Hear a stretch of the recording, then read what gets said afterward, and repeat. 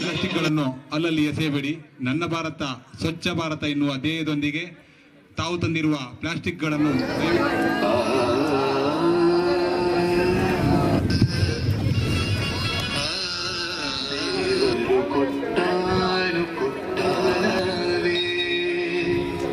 Hi, ನನ್ನ ಹೆಸರು ಶರತ್ ಅಂತ, ನನ್ನ ಹೆಂಡತಿ ರಶ್ಮಿ. ನಾವು ಕೋಣಿಯಿಂದ ಬರ್ತಾ ಇದ್ದೀವಿ. ಹೊಸದಾಗಿ ಮದುವೆ ಆಗಿದ್ದೀವಿ. ಕರಾವಳಿ ಭಾಗದ ಅತ್ಯಂತ ದೊಡ್ಡ ಹಬ್ಬ ಕೋಡೇಶ್ವರ ಹಬ್ಬ. ಇದು ಭಾಳ ವಿಜೃಂಭಣೆಯಿಂದ ನಡೀತಾ ಇದೆ. ಹೊಸ ಜೋಡಿಗಳಿಗೆ ಈ ಹಬ್ಬ ತುಂಬ ವಿಶೇಷವಾದದ್ದು. ನಾವು ಕೂಡ ಈಗ ಬಂದು ಮಾಲಿಂಗೇಶ್ವರನ ವರಪ್ರಸಾದವನ್ನು ತಗೊಂಡು ಕೆರೆಗೆ ಸುತ್ತಕ್ಕಿಯನ್ನು ಸುತ್ತಿ ಹಾಗೆ ಹೋಗ್ತಾ ಹುಡಿ ಅಂದರೆ ಕಬ್ಬಿನ ಕದರನ್ನು ನಾವು ತಗೊಂಡು ಹೋಗ್ತಾ ಇದ್ದೇವೆ. ದೇವರು ಮಾಲಿಂಗೇಶ್ವರ ಎಲ್ಲರಿಗೂ ಒಳ್ಳೇದು ಮಾಡಲಿ ಅಂತ ಹಾರೈಸ್ತೇನೆ.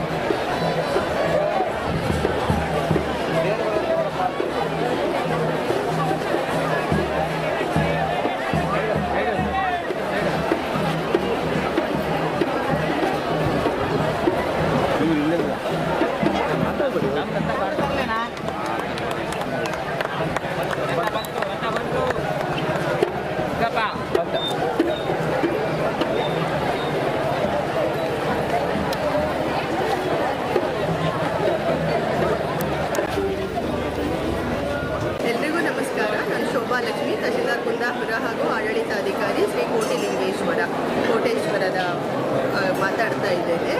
ಇವತ್ತಿನ ದಿನ ನಾವು ಅದ್ಭುತವಾದ ಮಹೋತ್ಸವರ ಕೋಟೇಶ್ವರನ ರಥೋತ್ಸವವನ್ನು ಮಾಡ್ತಾ ಇದ್ದೇವೆ.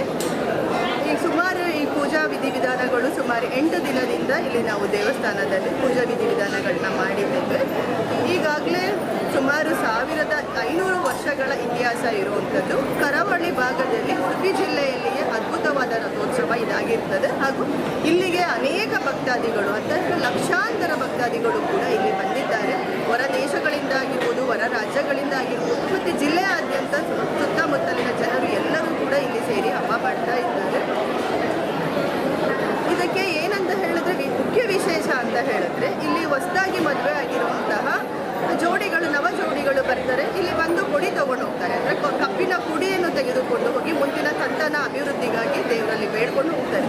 ಅಷ್ಟೇ ಅಲ್ಲದೆ ನಮ್ಮಲ್ಲಿ ಪಕ್ಕದಲ್ಲಿ ಒಂದು ಉತ್ತಮವಾದ ದೊಡ್ಡ ಒಂದು 5 ಎಕರೆ ವಿಸ್ತೀರ್ಣದಲ್ಲಿ ಕೆರೆ ಇದೆ.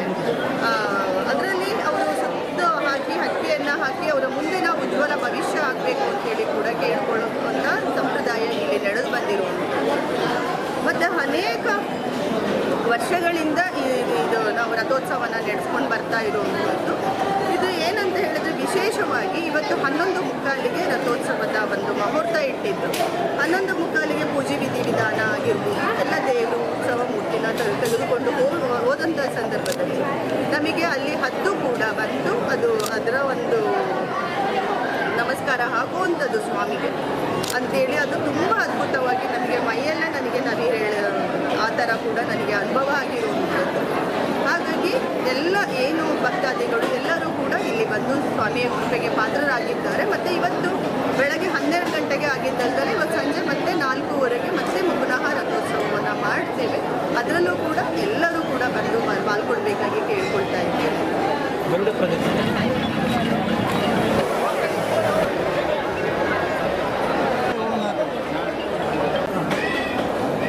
ಮತ್ತು ಈ ಒಂದು ರಥೋತ್ಸವ ಇಷ್ಟು ಒಳ್ಳೆಯ ರೀತಿಯಲ್ಲಿ ಮೂಡಿ ಬರಲಿಕ್ಕೆ ಇಲ್ಲಿನ ಒಂದು ಜೀರ್ಣೋದ್ಧಾರ ಸಮಿತಿ ಇರ್ಬೋದು, ವ್ಯವಸ್ಥಾಪನಾ ಸಮಿತಿ ಇರ್ಬೋದು, ಇಂದಿನ ಒಂದು ವ್ಯವಸ್ಥಾಪನಾ ಸಮಿತಿ ಹಾಗೂ ಎಲ್ಲ ತಾಲೂಕು ಮಟ್ಟದ ಅಧಿಕಾರಿಗಳೊಂದಿಗೆ ಇದು ಒಳ್ಳೆ ರೀತಿಯಲ್ಲಿ ಮೂಡಿ ಬಂದಿದೆ. ಮತ್ತು ಗ್ರಾಮ ಪಂಚಾಯಿತಿಯವರು ಮುಖ್ಯವಾಗಿ ಅದರಲ್ಲಿ PDO ಇರ್ಬೋದು, ಗ್ರಾಮ ಪಂಚಾಯಿತಿ ಪಿಜಾಡಿ ಇರ್ಬೋದು, ಕೋಟೇಶ್ವರ ಇರ್ಬೋದು, ಎಲ್ಲರ ಒಂದು ಸಹಕಾರದೊಂದಿಗೆ ಒಳ್ಳೆ ರೀತಿಯಲ್ಲಿ ಹಬ್ಬ ಮೂಡಿ ಬಂದಿದೆ.